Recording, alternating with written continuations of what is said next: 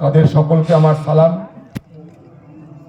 মৌলভী সাহেব এতক্ষণ মুসলিম সমাজকে, ইসলাম সমাজকে কি করতে হবে তার প্রেক্ষাপটে যা যা কথা বলেছেন, তারপর নতুন করে আর কিছু বলার থাকে না।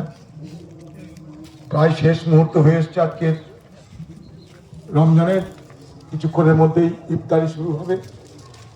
আমি মৌলভী সাহেবকে বলবো যে দোয়াটা করতে করতে যখন রমজানের জন্য আজান হবে তখন আপনি যাতে আহার গ্রহণ করে তার জন্য আপনি পরামর্শ দেবেন।